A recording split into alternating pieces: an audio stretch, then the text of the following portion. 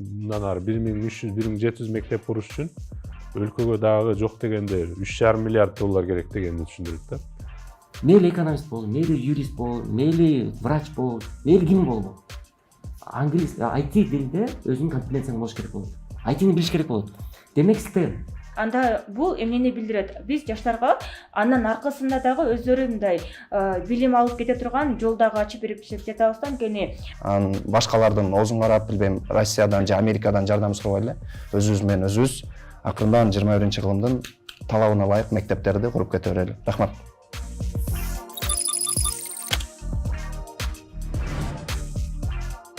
Салам достор, сиздер менен эркин пикир дебаттык көрсөтмө оюну. Бүгүнкү берүүбүздүн резолюциясы бул палата 21-кылымдын Кыргызстандагы мектебин аныктайт деген темада талкуу салмакчыбыз. Анда эмесе мен биринчи сөз кезегин өкмөт тарапка берейин. Ситек ачыкмай, сиз баштап берсеңиз болот.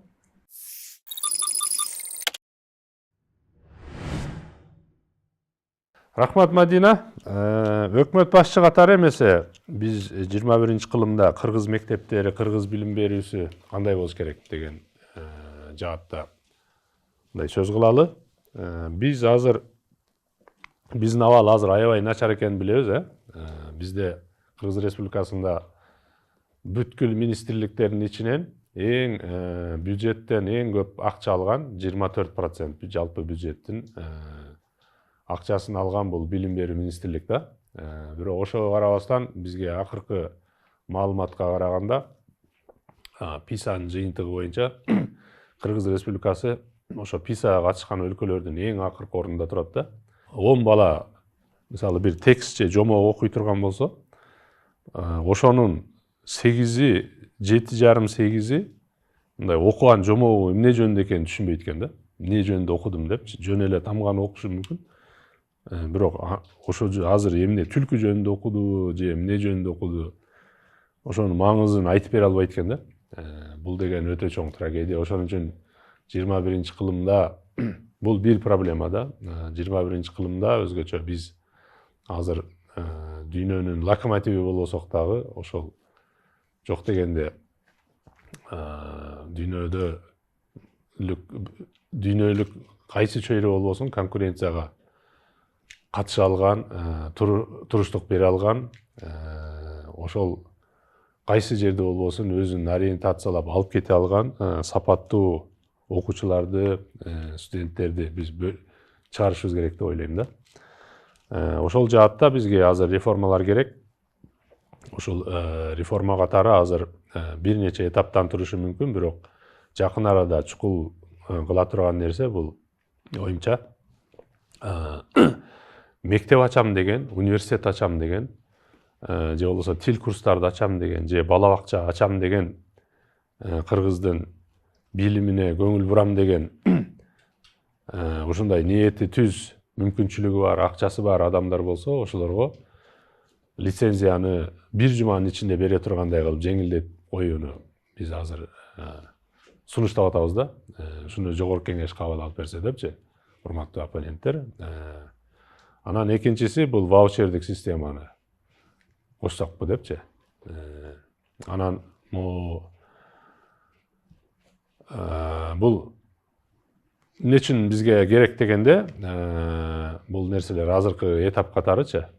Анан кийин үчүнчүсү баса мен айтып кетем деген, бул англис тилди бардык бакчалардан баштап мектептерге чейин терең окутулушуна мүмкүнчүлүк түзүп, өзгөчө TOEFL центрлерди, бизде азыр 2300 мектеп бар, 2300 мектепке чейин TOEFL центрлерди ачып англис тилиненчи. Анан биз Америка элчилиги менен сүйлөшүп, мындан ары Америка бизге билим берүү жаатында берип жүргөн жардамын көбүнчө ушул жака адрестүү берсе деп ойлойбуз да. Америкадан 2300 волонтерду чакырсак дейбиз.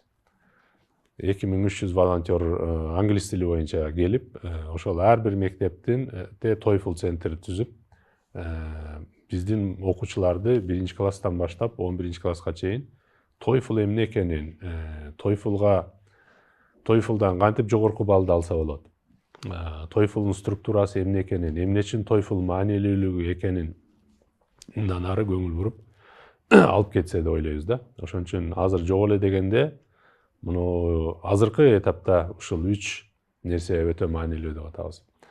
Биринчиси да токтолуп кетейин. Биринчисинде азыр өзүңөр билесиңер 100 бала болсо 100 баланын азыр 76сы бала бакчага барбайт экен баса. 7 жашка чейинки балдарчы. 24 эле бала бакчага барат экен. Бул деген нерсе лицензия алыш абдан кыйын экен да. Мисалы бала бакча ачыш үчүн өзүнүн шарттары бар, техникалык шарттары менен бизде коррупция аябай өнүгүп тур дагы айтат экен. Дуал 3 метрден жогору болуш керек деген шарты бар экен.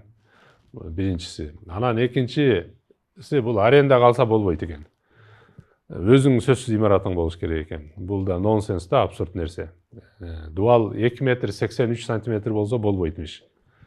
Андан сырткары, мисалы бул жерге бир бала бакча ачсам Бишкекке, Сузакка же болбосо Баткенге ача турган болсом, мисалы мен жеткинчекте бала бакча ача турган болсом 18. 18 районго ачсам 18 лицензия керек экен.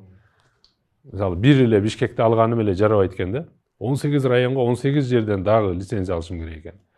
Буга окшогон мындай ушу күнгө чейин мындай бала бакчалардын көбөйүшүнө тоскоолдук болуп келген, ушундай тоскоолдуктарды, тыюуларды болбойт, нельзя, запрет деген нерсенин баарын жоёлдойбуз да. Ошого ушундай эле нерсе тил борборлорун ачам десе ким? Өзгөндө же болбосо ат башыда айталы бирөө Манас инглиз тил жана жапон тил изилдөө курстарын ачам десе, булар деле оңой эле бир жуманын ичинде эле билим берүү министрлигине эле кат жөнөтүп, ачып атабыз деп эле бир жуманын ичинде уруксатты алып, анан баштай бере тургандай кылалы дейбиз да. Ошонун эсеби менен бакчалардын да санын көбөйтөлү дейбиз, мектептердин санын көбөйтөлү дейбиз. Анткени 2300 мектеп деп атабыз, бирок чынында идеалдуусу бизге азыр жок дегенде 4000 мектеп керек экен да. Демек бизге азыр 1700 мектеп жетпейт республика боюнчачы. Бир мектепти куруш үчүн заманбап мектепти азыркы эсеп менен кеминде 2 миллион доллар кетет экен. Бир мектепти куруш үчүнчү. Бул деген 1300 мындан ары 1300-1700 мектеп куруш үчүн өлкөгө дагы жок дегенде 3,5 миллиард доллар керек дегенди түшүндүрөт да. Биздин бюджет өзү болгону 570 миллион азыр. Көбөйгөндөгүсү билим берүүгө бөлүнгөнчү. 370 миллион 3,5 миллиард долларды биз бюджет өлкө таба албайт биринчиден. Таба алган күндө дагы 1700 мектепти курсак деле биз ал жерге кайра эле биз 85 миңдей мугалимди жалдашыбыз керек болот экен. Ар бир мугалимге кайра 30 миңден айына айлык берип 12 ай бою бага турган болсок, бизге бюджетке дагы кошумча 1,5 миллиард доллардай жылына түшөт экен да. Мектеп деген бул алтын эмес, мындай эле коюп кое бергендей.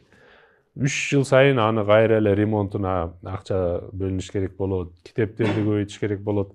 Ошентип бул мамлекеттин өзүнүн башына үйүп алган жүк болот экен дагы.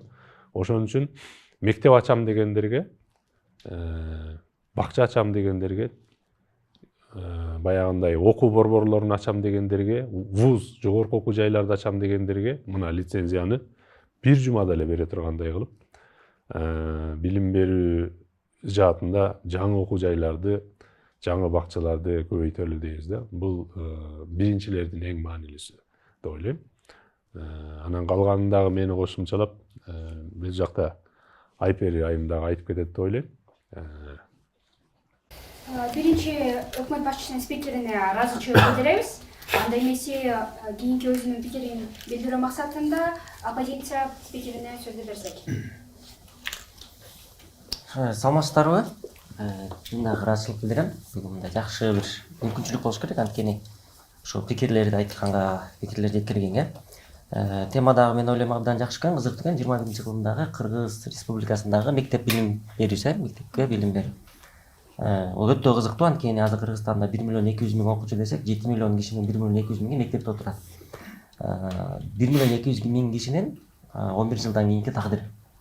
2028-жылы Кыргызстанда мектепке барган окуучулардын саны пикке жетет деп мурунку министрдин статистикасы берилген. мына ошол жерде берилгенде көрүнүп атат. Демек ошол кезге келгенде азыркыдан мына азыр Сейтеге айткандагыдай да баягы нагрузка мындан да көп. Мына айтып атпайсызбы, идеалдуу карасак 4000 мектеп керек деп.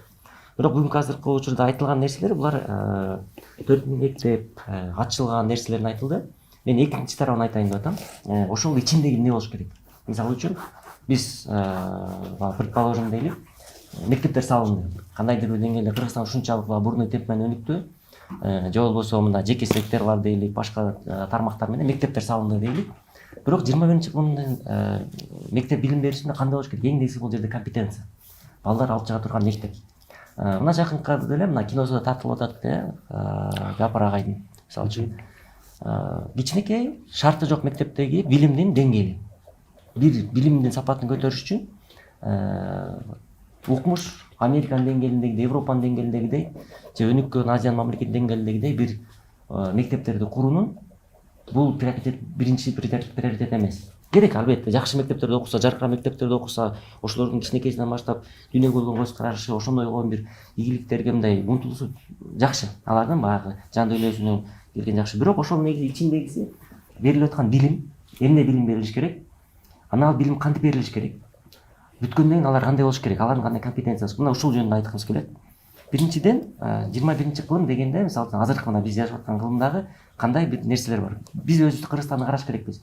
Биринчи чындык, Кыргызстан дүйнө Кыргызстандан чоң. Биз муну мойнубузга алыш керекпиз. Дүйнө илимий техникалык жактан да Кыргызстандан чоң, калкынын саны боюнча да Кыргызстандан чоң, мүмкүнчүлүктөрү боюнча да Кыргызстандан чоң, бүт тармагынан караганда ой жүгүртүү, чабыты боюнча да Кыргызстандан чоң. Демек, биз 21-кылымда атаандаштыкка туруштук беребиз десек, мамлекетибиз күчтүү бакубат болсун десек, ар бир жараныбыз ийгиликтүү болсун десек, демек биз эмнени кылыш керекпиз? Маалымат алганды билиш керекпиз. Дүйнөдөн маалымат алган. Эгерде дүйнөлүк маалымат потогунан айдыңынан биз кала турган болсок, демек артта калды деген сөз. Бир адамдын ийгиликке жеткенинин себеби бул анын маалыматка эгедир болгону. Эгер ал маалыматка эгедир болсо, тигил жака аралашып, бул жака аралашып көп маалымат берип турса, анын бир ийгиликке жете турган мүмкүнчүлүгү өрөөк болот. Демек, мына ушундай алып келгенде эң биринчи нерсе бул тил. Эң биринчи компетенция бул тил. Кыргызстанда азыркы учурда трагедиясы эмне болуп атат? Мына айтып атпайсызбы? Бүгүнкү күндө мамлекеттик билим берүү стандартында жазылып турат. Балдар, мисалы айыл жергесин алалы, 70-80% деп атпайсызбы? Айыл жергесин ала турган болсок, ошол жерде экинчи класстан баштап орус тилин алышат. Кыргыз мектептери орус тилине окушат. Бирок 11-классты бүтүп чыгып атканда канча процент бала орус тилин сүйлөп чыгып атат? Ашып кетсе 1-2 бүтүрүүчүнүн арасында 1-2 орусча сүйлөп, оюн жеткизе алат. Же шаарда алалык. Орус мектептер кыргыз тилин беребиз. 10 жыл бою окутабыз. Канчасы кыргыз тилине сүйлөп чыгып атат? Үчүнчүсү, бүт мектептерде англис тили берилет. Англис тилин берип атабыз. Мына 5-класстан баштап жумашына 5 жолдон келет англис тили. Азыркы учурда. Бирок канчасы англис тилинде сүйлөп чыгып атат? Кайра келип университеттен окуп, анан кайра ошол 11 жыл кыргызча орусча окуп келген балдарды кайра университетке алып келип алып, орус группа, кыргыз группа кылып бөлүп, анан англис тилинде сабак бере албай, эгерде ушунча жыл ошончо тилге көңүл бурсак, эмнеге англис тилинде же орус тилинде же кыргыз тилинде сабак бере албай атабыз? Кайра бөлүп атабыз аларды.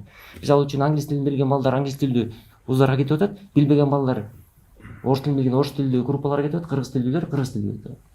Мен ойлойм, мына ушуну 21-кылымда Кыргызстандын мектептеги бул өзгөрүш керек. Англис тили 5 предмет сөзсүз түрдө англис тилинде бериш керек. Бул айырмасы жок. Химия, биология, математика, физика, информатика. Мына ушу 5 предмет кайсы мектеп болбосун, булар англис тилинде берилиш керек. Ошондо булар 11-класс бүтүп атканда келгенде автоматтык түрдө университеттер дагы англис тилинде билим берген деңгээлде болуш керек. Алар келип кайра белгилүү бир предметтерди, мейли жок дегенде 30% болсун, предметтерин бериле турган предметтердин 30% англис тилинде болсун. Ошондо жанагы Кыргызстан 10 жылдын ичинде 3 тилге, айтып атпайбыз бизде конституцияда жазылган 2 тил бар, анан англис тили.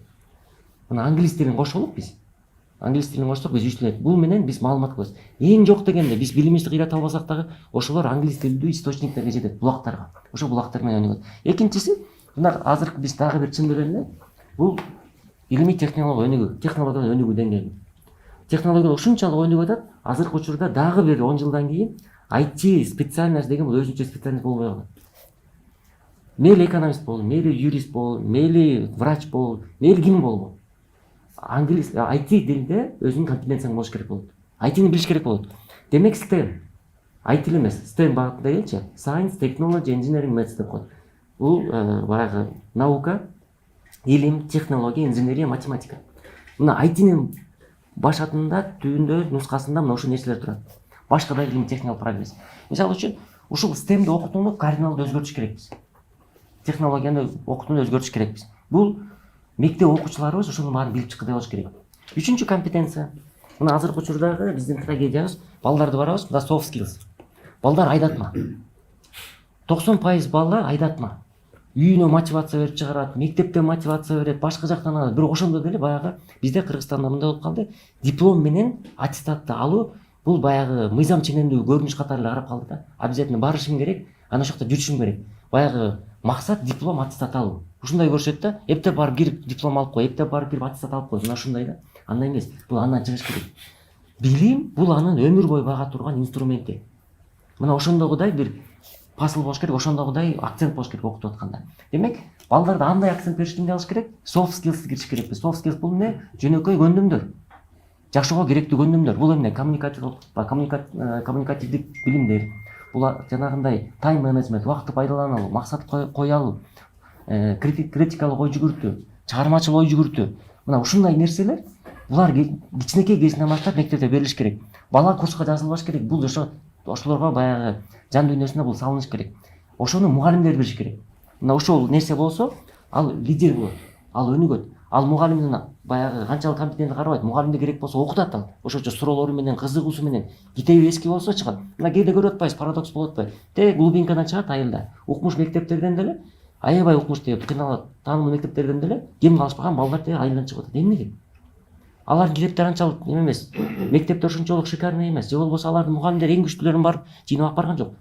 Ал жерде ошол баланын өзүнүн табиятта салынган, өзүнүн soft skills, лидерский жөндөмдүүлүгү бар. А бирок көпчүлүктө ал жок да. А көпчүлүккө биз аны бериш керекпиз. Ошолор алар шыктан тура турган сабактарды бериш керекпиз. Алардын көздөрүн ачыш керекпиз.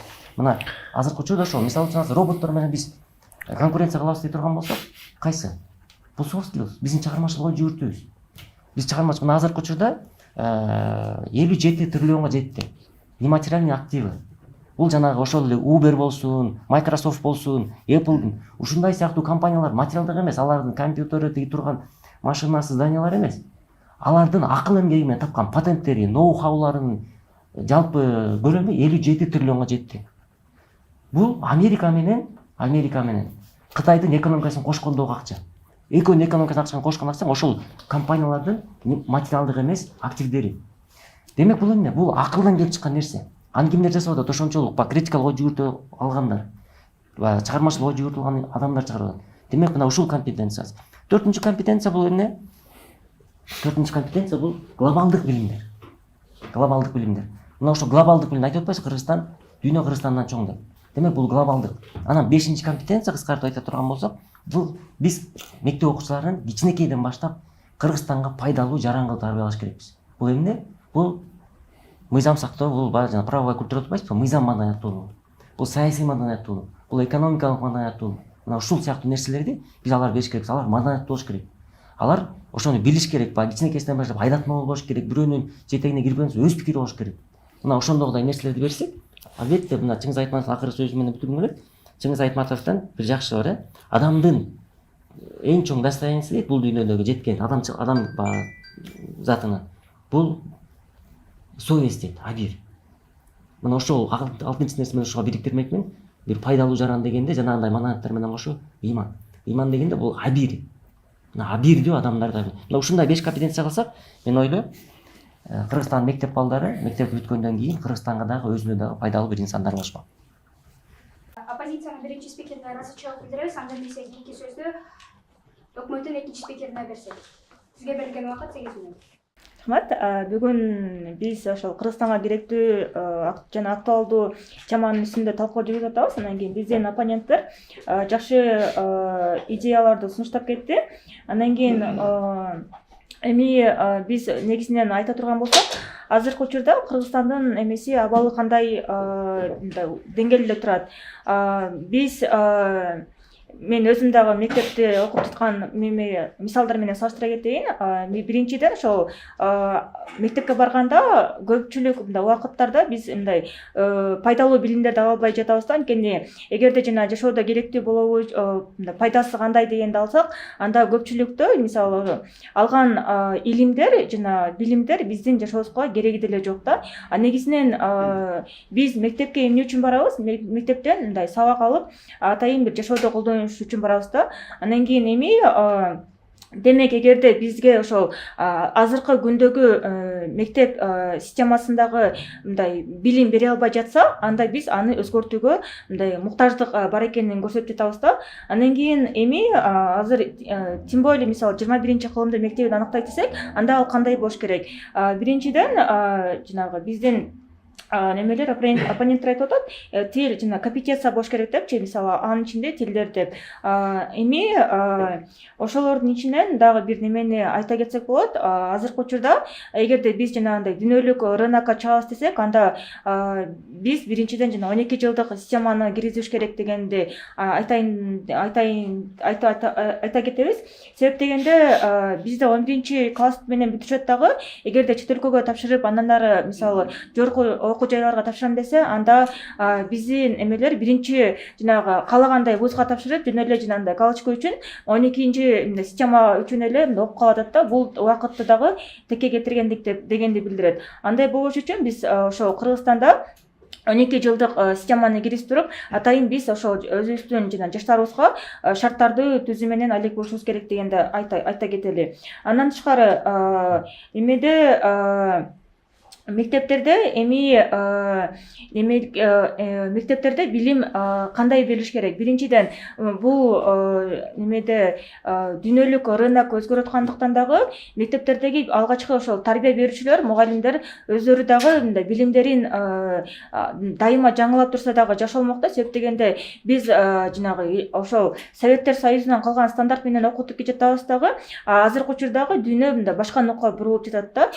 Азыр илгерки ошол актуалдуулугу жок маалыматтар азыркы мындай бизге кереги деле жок да. Ошол себептен билим программасын түзүп атканда дагы кээ бир жанагындай предметтерди дагы мындай карап чыгып, аларды дагы мындай сорттоп алса дагы жакшы болмок да. Ошондо мындай биз дагы татыктуу билим ала алмакпыз. Андан тышкары жанагы мисалы предметтерди алып караганда бизде көпчүлүк учурда химияны окуйбузбу, же болбосо физиканы окуйбузбу, биологияны окуйбузбу, анда жанагындай китептен жазылып, китеп менен жаттама иретинде гана окуп кетет экенбиз да. А бизде жанагындай эксперимент кылуучу атайын бир лаборатория жок, же болбосо физиканы үйрөнүп атканда ошол эмеге свет кандай келип чыгат, ошол мисалы визуалдуу түрдө аны кармап көрүп окуй ала турган бизде атайын дагы бир шарттар түзүлгөн эмес да. Жөн эле китептен, сүрөттөн карап окуйбуз. Анан дагы бир мисал, жанагындай информатика сабагында эле азыр технология өнүгүп атат, бирок эмнегедир Кыргызстандын ичинде бизде компьютерный класстар дагы жокко эсе. Себеп дегенде жана баарынан региондордон сурай келе турган болсок, анда ал жакта эменин компьютерлерди мисалы эмеге образдуу карата элестетип окутушат экен да. Бул деген клавиатураны элестеткиле, андан кийин неменин ошол эмеге мышканын сол жагын бассаңар, анда атайын бир системалар чыгат деп. Бирок практика жүзүндө келип баштаганда, бирок ошол эмеге жөндөмдөрү жок болуп калат да. Ошол себептен бул эмнеге алып келип атат? Бул ошол биздин окуучулар жөн эле мектептен ошол 11 жылдык убактысын текке коротуп атат дегенди түшүнүрөт да. Эми андай болбош үчүн биз атайын ошол эмеге убактысын текке кетирбегенде пайдалуу өткөрүш үчүн биз мындай мектеп программасында жаңылануу системаларын киргизиш керек экенбиз. Андан кийин биз ошол эмеге башында айтып кеткендей, демек эгерде мамлекет тарап бул нерсени камсыздап бере албай жатабы, демек биз ошол жеке инсандарга болобу, же жеке тармак болобу, ошолорго биз шарттарды түзүп бериш керек экенбиз. Эмне кантип? Биринчи ошол эле эмени лицензияга такалат экен да. Бизде көпчүлүк эгерде жеке сектор келтирип мектеп ачабыз десе, анда жана документтерди иштер менен эле кыйналып, мындай алардын деле маанайы түшөт экен да. Мектеп ачкысы келбей калган жаратат. Ошол себептен биз ошол жеңилдетүү жолдорун дагы сунуштасак абдан жакшы болмок. Анткени эгерде мисалы азыркы учурда жеке сектордо мисалы эгерде биз бюджетте акча жок дей турган болсок, ал эми жеке сектордо бар дагы алар өздөрүнүн ошол акчасына мектептерди салып иштетип кетөрмөк. Андан кийинкиси бул ошол биз айтып өткөндөй эле жана англис тилин киргизсек жашолмок, себеп дегенде биз жана орус тили же болбосо кыргыз тили менен гана чектелбестен англис тилине дагы басым жасап ошол тил үйрөтүп алсак, анда бул эмнени билдирет? Биз жаштарга андан аркасында дагы өздөрү мындай билим алып кете турган жол дагы ачып берип жатабыз да. Анткени дүйнө жүзүндө ошо баардык жана керектүү маалыматтардын баардыгы тең англис тилинде жазылгандыктан бул абдан керек. Эми биз аны кантип ишке ашырып жатабыз? Буга эч кандай бизде жанагындай акча деле курулбойт да, себеп дегенде бизде эмеге дүйнө жүзүндө азыр ыктыярчылык деген система жакшы иштеп жатат. Ошол Кыргызстанга келе турган атайын бир волонтерлор тобун түзүп туруп, ошол эле мектептерге бирден волонтер дагы киргизсек, анда алар жанагындай уже практика жүзүндө дагы тилди батыраак өнүктүрүп кеткенге дагы ыңгайлуу шарттарды түзүп жатабыз деген пикирдебиз. Эми мындай жыйынтыктап айта кете турган болсок, биздин жанагы эки тараптын айтып аткан ойлору дагы мындай Кыргызстанга салым кошуу иретинде болуп атат дагы. Бирок эгерде салыштыра кете турган болсок, мисалы биз жана эмнеден башташ керек дегенди айтып жатабыз дагы, биздин оппоненттер андан ары улантысы эмне болуш керек дегенди мындай толуктап жачат да. Ошол себептен ушул эгерде биздин эмедеги инсандар дагы ойлонуп жанагындай көрө турган болсо, анда бул мындай шарттарды дагы биз баштаганга мындай жакшы түзүлмөк. Өкмөттүн экинчи спикерине дагы ыраазычылык билдиребиз. Анда эмесе оппозициянын экинчи спикерине сөз кезегин берсек. Бардыгыңыздарга ыраазычылык билдирем. Өздөрүңүздөрдүн пикирлериңиздер үчүн, ойлоруңуздар үчүн албетте эң биринчиден көрүүчүлөр менен саламдашып, өзүбүздүн акырындан ой пикирибизге өтө берсек, эң биринчи эле бүгүнкү күндөгү статус-кво учурдагы кырдаал жөнүндө баягы талкууну биз жаман жактарын чыгарып атабыз, бирок ошол эле учурда ал абалга кантип келгенибиз тууралуу, ал абалдан кантип чыгуубуз тууралуу биз айтып атабыз жантан бери буга чейинки сунуштарда. Момундай болуш керек, тигиндей болуш керек, бул нерсени өнүктүрүшүбүз керек, тигил нерсени өнүктүрүшүбүз керек. Бирок азыркы учурда ал нерсеге эмнеге басым жасабай атканыбыз, эмне себептен ал нерселерди биз колдонбой аткандыгыбыздын баардыгы эле барып туруп баягы финансы маселесине такалып калып атат да. Келип биздин акчабыз жетпей калып атат, Кыргызстан жакыр же болбосо башка нерсе деген сыяктуу оппоненттердин көз карашында ошол нерсе бүгүнкү күндө басымдуу болуп атат да. Эми эң биринчи мен сөзүмдө азыркы айтылган нерселерден эмес, жалпы статус-кводон баштагым келип атат да. Бүгүнкү күндө кыргыз мектептери эмне себептен талапка жооп бербей атат? Себеби баардыгы буга чейинки айтылган албетте эски формат болуп атат да. Советтерде орунан калган мектеп, ошол эле советтерде орунан калган билим берүү системасы болуп атат. Ал система бүгүнкү күндө билим берүүгө же болбосо окуучулардын билим берүүгө болгон умтулуусун өөрчүтүүгө эмес, көбүн эсе социалдаштырууга багытталган да. Сен эртеңки күнү жашоодо билбейм башка бирөө менен тил табышып кетишиң же болбосо негизи эле экини кошсоң 4 болорун, же Айшанын 2 алмасы бар, анан тиги Бектур ага 2 алма алып келди, жалпы экөөнүн алмасы канча болуп калды деген мындай жөнөкөй түшүнүктөр менен балдарды өстүрүп коюп атабыз дагы. Алар ал алманы көчөдөн таап жегенди биз үйрөтпөй элебиз да. Андан кийинки нерсе болсо бул ишеним менен кооптуулук маселеси да. Бүгүнкү күндө азыркыга чейин биз көрүп атабыз, жеке эле Кыргызстанда эмес, бул Америка өлкөлөрүндө деле болобу, биз ошол мактап аткан, суктанып аткан же болбосо тиги Россия өлкөлөрүндө деле болобу, баягы дедовщина маселеси, ар бир балдардын ошол кайсы бир психологиялык травмасынын негизинде же болбосо ошол эле социалдык алардын абалынын негизинде бирөөсү келип башка бирөөнү өстөмдүк кылгандыгы же болбосо ошол эле учурда бир психологиялык травмалардын негизинде келип бир баланын эле алып келип ошол өзүнүн классташтарын же болбосо мугалимин аткылап салып аткандыгынын баардыгы чындыгында бул кандай десем эң биринчиден эске алына турган көйгөйлөр да. Ошондон дагы балдардын бүгүнкү күндө Кыргызстанда эмнеге армиядан качып атышат, ошол эле сыяктуу мектептен дагы качып же болбосо мектеп бул жаман жер экенин, мектеп билбейм бир түрмө катары кабыл алынып калгандагы негизде болуп атат да. Ошол мектепке мен барганда бүгүнкү күндө мен андан билим алып эртеңки күнү нан таап жеп же болбосо андан ары үй бүлөмдү багып негизи эле жашоомдо ошону мен улантып кетем деген түшүнүк эмес. Сен ошого милдеттүүсүң, сен ошол жака барышың керек, сен ал жакка барып туруп бир белгилүү жыйынтыкка келе албай келдиңби, сени билбейм бурчка тургузуп коюп же болбосо эки алганың үчүн үйдөн ар кандай ур токмокторду жеген нерсенин баардыгы бүгүнкү күндө окуучунун ичиндеги умтулуусун өөрчүтүп эмес, тескерисинче ошол окууга болгон жек көрүүсүн өөрчүтүп атат да. Андан кийинки нерсе эмне болуп атат? Бул ийкемдүү методиканын жоктугу да. Анан буларга эми кантип деген нерсени дагы азыр айтып кетем. Мен биякта тарапташым айткан нерселердин эми ошол баягы 5 багыттама берип атпайбы? Ошол багыттамалардын негизиндечи. Эң негизгиси ошо ийкемдүү методиканын жоктугу. Бул биздин тарап оппоненттер айтып кеткендей 12 жылдык методика деп атат да, бирок ошонун 12 жылдык системага өтүшүбүз керек депчи.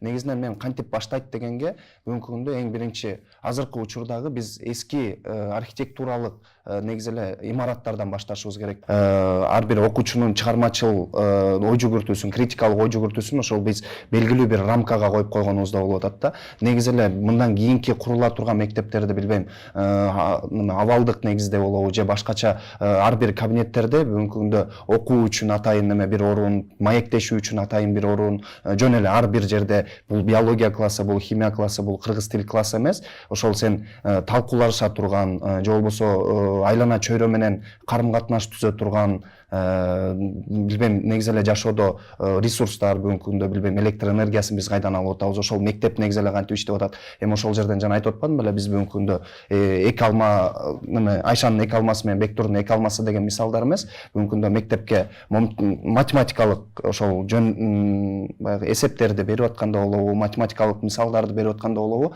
ошол сен электр энергиясын колдонуп аткандың же болбосо күндүн энергиясы менен азыркы учурдагы мындай электр энергиясына альтернатива болуп аткан ошо күндүн энергиясы, шамалдын энергиясы деген нерселерди салыштырып берүү менен биз дагы да ал балдарга кичинекей чагынан эле андан башка нерселер бар экенин, сен көрүп билип аткандан, сен жеп аткан ошол алмадан башка нерселер бар экенин, реалдуулук андай башталбаарын көргөзүп берсек, ал окуучуларды биз дагы да жөнөкөй эле билбейм, ошол электр энергиясы деп атпайбызбы? Ошол нерсени биз эгерде окуучуга башынан көргөзсөк, ошол электр энергиясы кайдан табылып атканын, андан кийин аны кантип колдонулуп аткандыгын, ошол нерсени биз кантип өнүктүрсөк болот, башка нерсени кантип чыгарсак болот, кенедейинен башташыбыз керек деп атабыз да. Эми бул жака албетте мындай айта берсек, бунун баарын айтып коюш оңой да, бирок акырындан ошол кадамдарды таштап баштап атканда эң негизгиси бул билбейм жок эле дегенде бир 10 жылды талап кылат да Кыргызстан үчүнчү.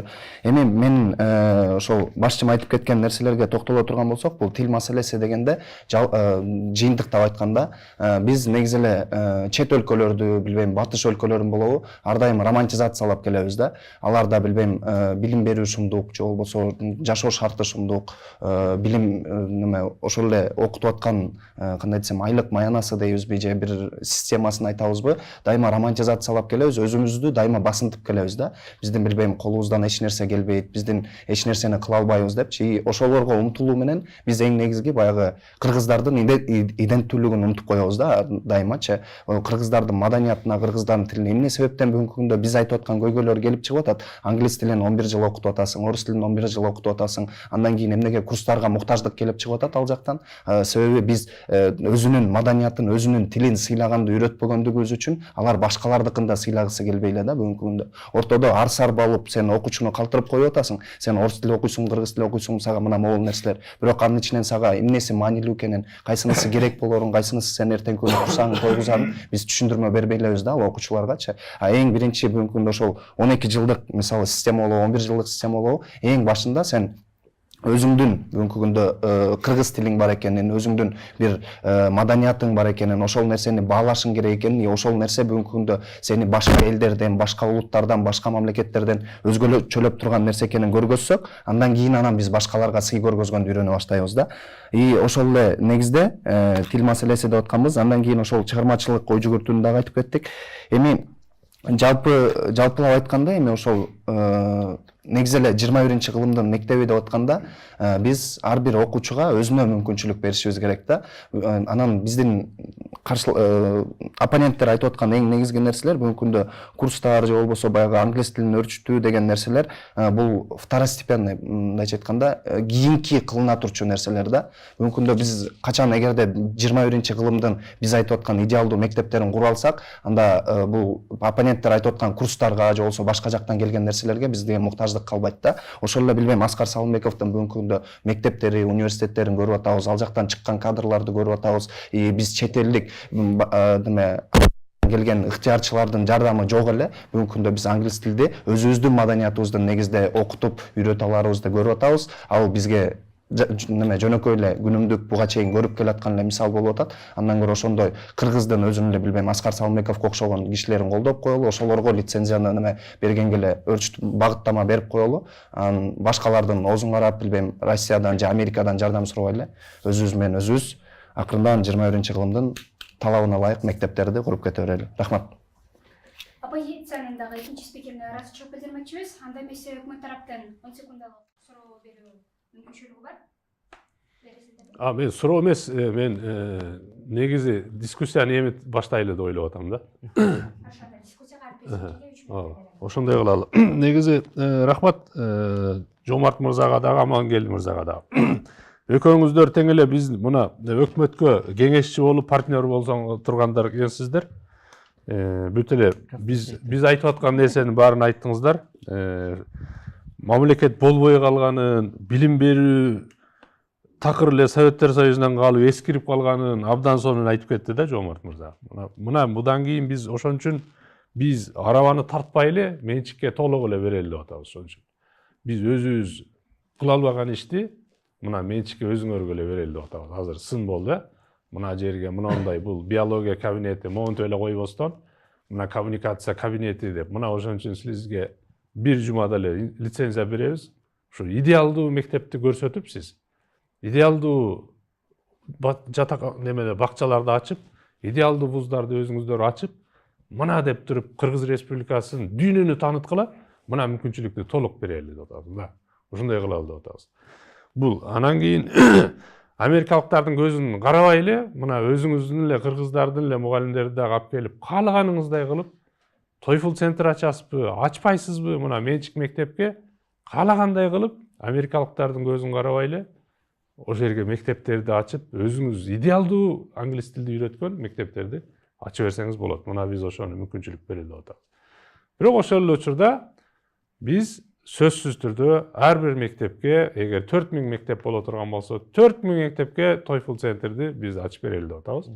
Америка, Жаңы Зеландия, Англия бизге көп стипендия программаларды берип атат. Биз мисалы ошого кошумча биз суранабыз. Бул өлкөлөрдөн ар бир мектепке бирден волонтер келип, ошол жерге ачсын. Бирок биз айтып атабыз.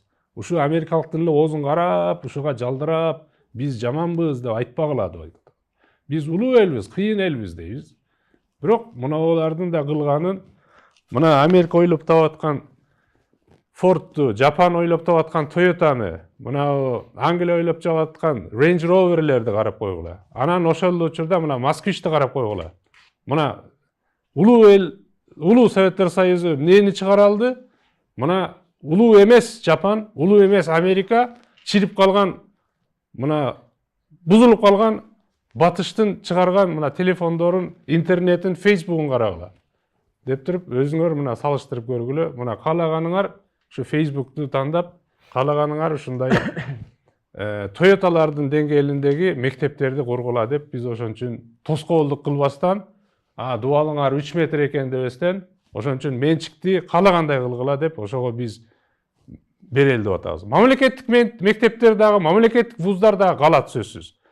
Тетирисинен менчик мектептер көбөйгөн сайын азыр бир класста 50дөн бала окуп атат. 50 эмес, бир класста ошондо мектептер көбөйө турган болсо, мамлекеттик мектептерде бир класста ошондо 20дан бала калат. 20дан бала калат, 30'у менчиктерге кетсин. Мүмкүнчүлүгү барлар. Анан кийин окуй албаган, акчасы жоктор мамлекеттик мектептерде окусун. Мамлекет ошолорго стипендияларды беребиз биз. Мамлекет бир балага биз 80 000 сомдон стипендия берели деп атабыз керек болсо. Мугалимдердин айлыгын 180 000 сомго көтөрүп салалы деп атабыз. Ошондо менчик мектептер каалаганын бере берсин. Кааласа 12 000 сомго окутсун. Кааласа 60 000ге. Бирок мамлекеттик мектептерге дагы биз айтып атабыз. Мугалимдердин айлыгын келечекте бюджет көбөйсө, мына ошолор. Себеби менчик мектептер да бюджетке акча төлөйт келечекте, бюджет көбөйөт. Ошонун эсебинен мамлекеттик мугалимдердин дагы айлыгын азыр айтып аткандай көтөрөлү деп атабыз. Разычылык билдиребиз бул тарапка. Анелиза позиция тараптан. Биринчиден чоң рахмат, жакшы ойлор айтылды негизинен. Биз жана башында айтып аткандагыдай баягы радикалдуу эмес, конструктивдүү оппозиция болуп атабыз. Анткени пикирлер негизинен баягы өкмөттүн берген пикирлерине эмес кошулабыз. Болгондо ошолорго кошумчаларды бердик. Мен өзүмдүн коллегам дагы кесиптешимде айткандагыдай мен ойлойм, анткени ошол жана биз айтпадык кандай компетенциялар керек деп. Ошол компетенцияларга көбүрөөк акцент бар. Анткени биз баягы акчанын жоктугу, зданиянын салынганын карабаш керекпиз, аны күтпөш керекпиз. Бир тарабынан жанагындай жеке сектордун потенциалын тартканга аракет кылыш керек дагы, экинчи жактан азыркы турган мектептердин, азыркы турган жогорку жайлардын компетенция берүү форматын өзгөртүш керекпиз. Жана айтып аткандагыдай ошо тил, илимий техникалык прогресске барыш үчүн биз балдар баш эмне үчүн бизде көбүнчө гуманитардык багыттарды тандашат, анткени тигилерди түшүнө албай атат балдарыбыз. Ошол берилген эмес. Мына азыр өкмөт тараптан абдан жакшы айтылды, мисалы салыштыруу иретинде, мисалы ошол эле Москвич менен Toyota'ны, Range Rover'ы салыштырып көрөлү да. Бул биздин баягы билим алуу деңгээлибиздин, дүйнөгө көз карашыбыздын көрсөткүчү показатели бул, чынын айтканда. Бул кичинекей бир 2-3 машина салыштыруу эмес, бул артында терең философия жатат. Демек, эгер ошолорго жеткилебиз дей турган болсок, биз андай алардын компетенциясын өзгөртүш керекпиз. Мисалы үчүн ошол эле жана айтып аткандыз, кыргыздар көрсөттү, биз кыла алат экенбиз. Биз айтып атпайбызбы, биз кыйын элбиз. Манасты жаратып ошону миңдеген жылдар алып жүрө турган болсок, ошол баягы памятка жазбай алып жүрө турган болсок, биздин ошол памятыбыз күчтүү. Башка элдер ана памятыбыз, акылыбыз күчтүү деген сөз. Демек, ошол акылды башка нерсе колдонолук. Баягы куруу нерселерге мындай тигиндей биз улуу эмес, улуулугубузду иш менен далилдейлик.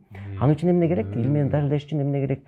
Мисалы үчүн мына эжекелер далилдеп атат, бизге дүйнөгө чыгып кетип, вакциналар чыккан, вакциналарды муздаткычы жок ташыса болот экен деген ишти иштеп аткан, бул биздин эжебиз. Чет мамлекетте отуруп иштеп атат. Ошол балдарды, мисалы алардан 1-2 чыгып атпайбы, бул көрсөтүп атат. Демек, бизден чыкса болот экен андайларды. Ошол билимдерди жайылталык. Мисалы STEM деп едик, Science, Technology, Engineering, Maths. Мына ушуларды жайылталык. Баягыдай эле кол эмгек сабагын жок кылыш керек. Az технологиядан ошо технология сабагы таптакыр башка өзгөрүш керек. 3 эле нерсени берели, жок деген эме, 5 нерсе айттым, жок деген 3 нерсени. Тилин берелик, STEMди берелик, анан жанагы инсандык өнүк курстарын берелик, өзүнчө ишенимди берелик.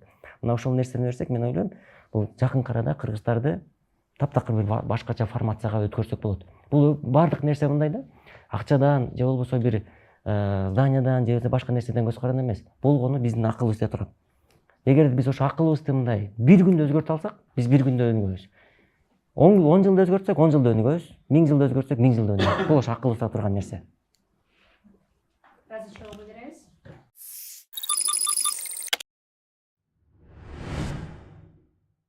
Урматтуу достор, жаңы эле сиздер эркин пикир дебаттык көрсөтмө оюнуна күбө болдуңуздар. Сиздерге бүгүнкү оюн жакты деген үмүттөбүз. Комментарийге кайсы спикердин ою көбүрөөк жакса, калтырасыздар деген үмүттөбүз. Ошондой эле сиздер 21-кылымдын мектебин кандай элестетесиздер? Ал боюнча дагы комментарий жазганды унутпаңыздар. Сиздер менен мен Медина Самидинова болдум. Кийинки берүүдө көрүшкөнчө.